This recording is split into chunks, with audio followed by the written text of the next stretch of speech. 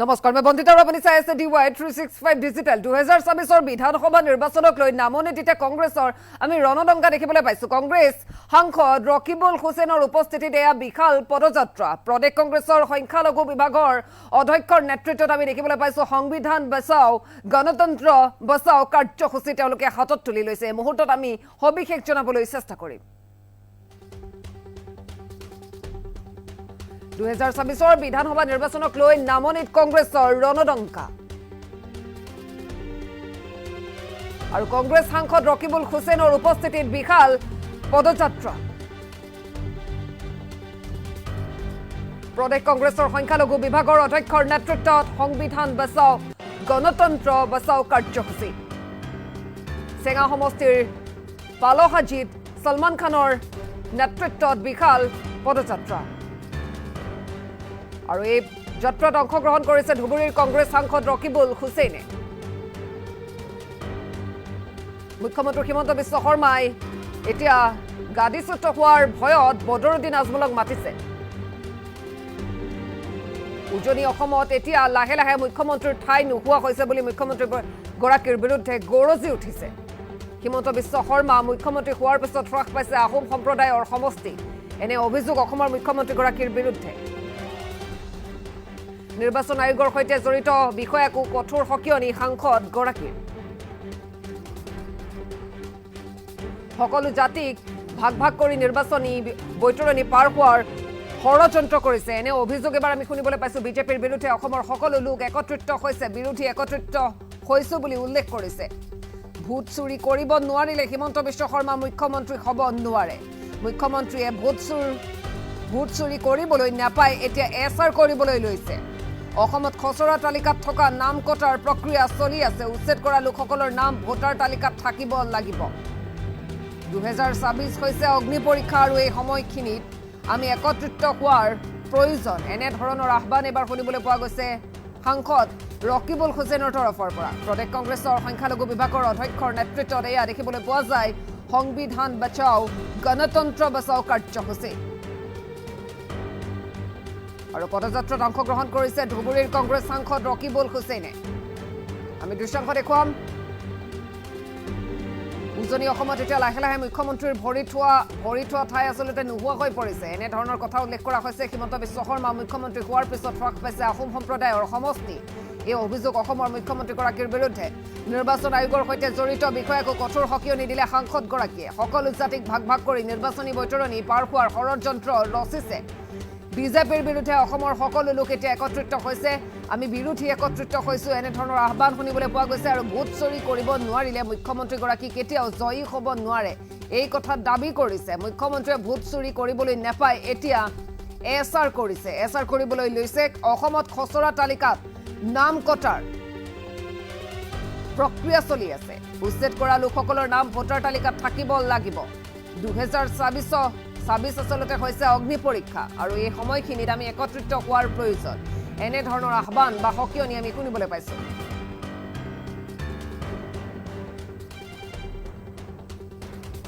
আৰু এই মুহূৰ্তত সেই বিশেষ মন্তব্য আছে কি অভিযোগ উত্থাপিত কৰিছে আমি শুনাব বিচাৰিছো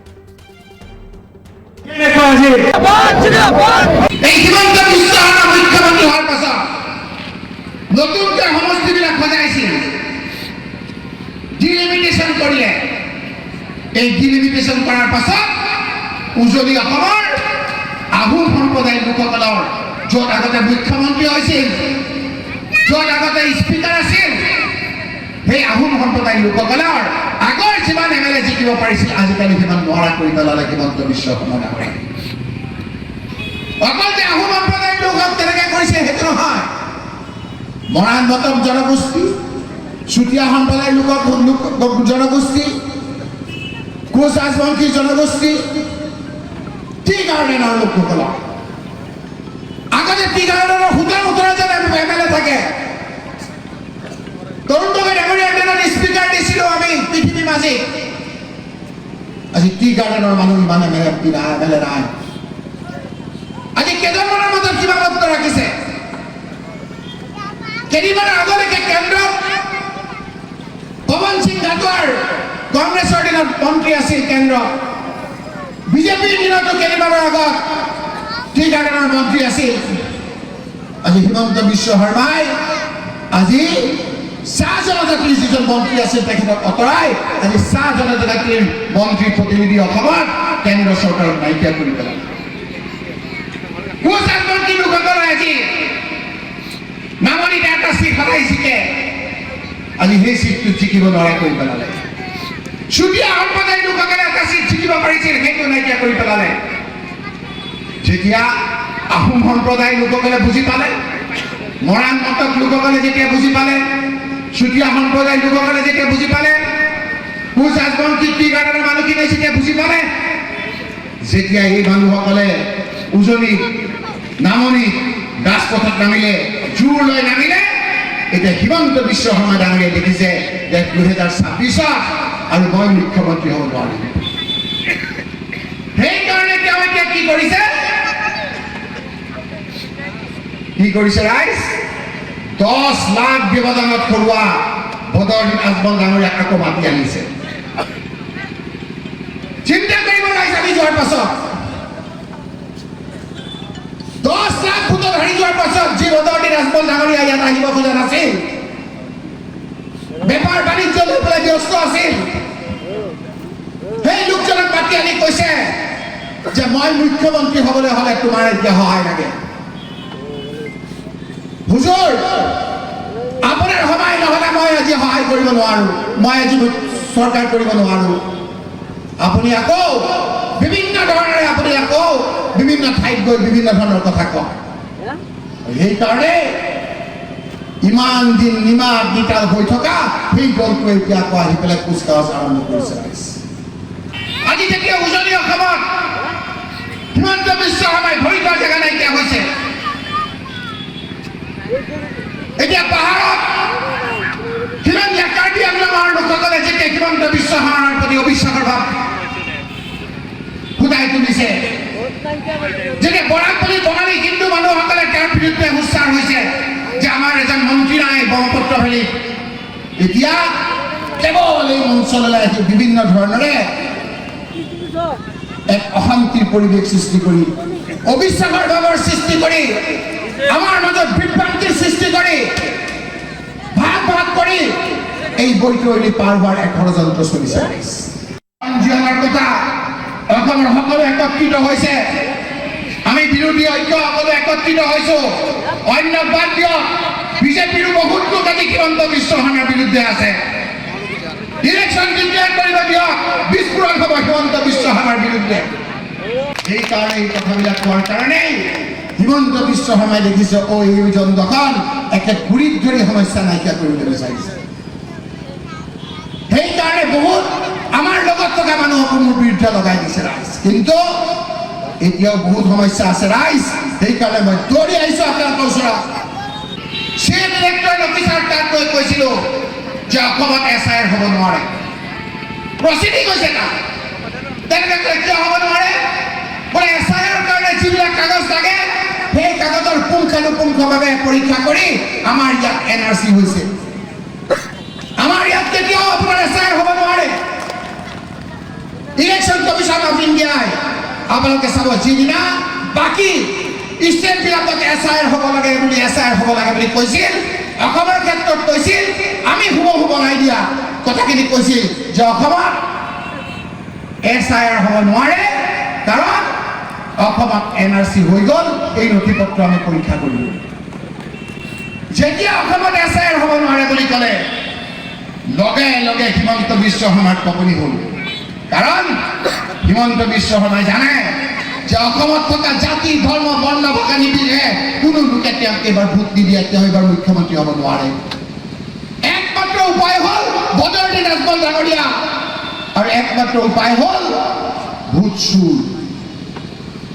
চুৰ কৰি যদি বেলেগৰ মানুহ আনিব নোৱাৰে আৰু ইয়াৰ প্ৰকৃত নাগৰিকৰ নাম যদি কাটিব নোৱাৰে তেতিয়াহ'লে এইবাৰ তেওঁ আৰু নেচেল সেইকাৰণেই লগে লগে ইলেকশ্যন কমিশ্যন অফ ইণ্ডিয়াৰ তলে গ'ল ইলেকশ্যন কমিশ্যন অফ ইণ্ডিয়াৰ তলে গৈ কৈছে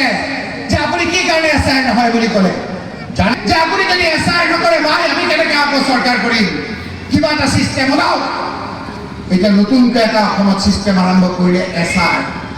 হিমন্ত বিশ্ব শৰ্মাই যেতিয়া দেখিলে SIR নহয়, মই বুট চুৰ কৰাৰ কোনো উপায় নাই, নতুন এক পদ্ধতি কৰিছে SR। এতিয়া যে আমাৰ ট্ৰাক লিষ্টখন ওলাল,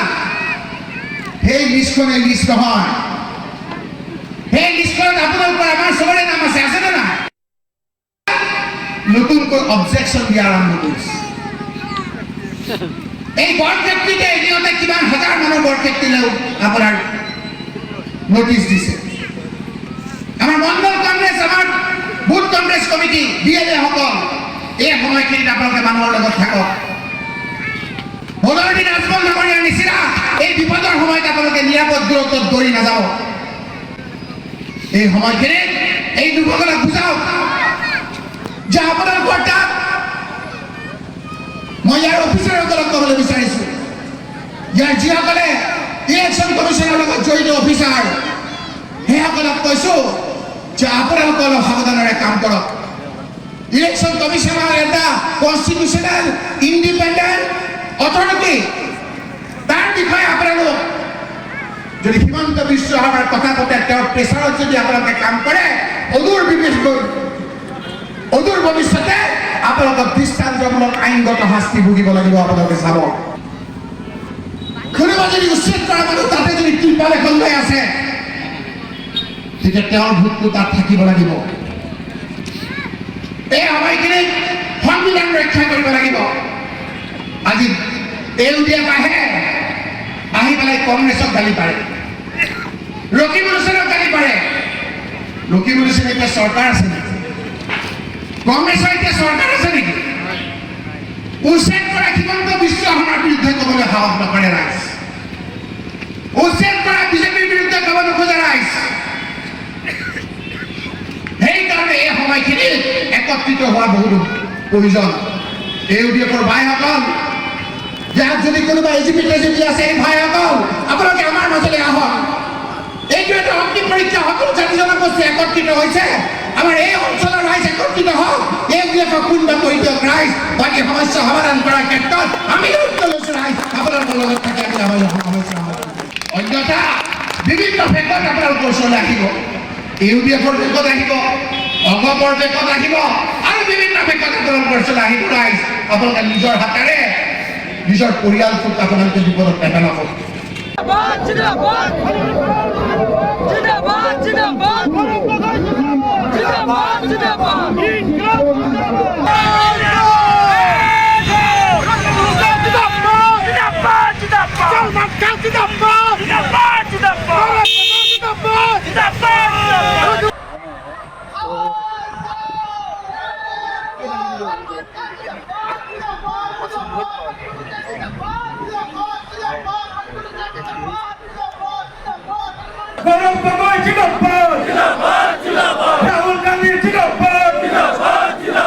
যি দক্ষতা সেইটো অসমৰ ৰাইজে জানে, তেখেতে কেতিয়াও কৈ কাম নকৰে। আপোনালোকক মই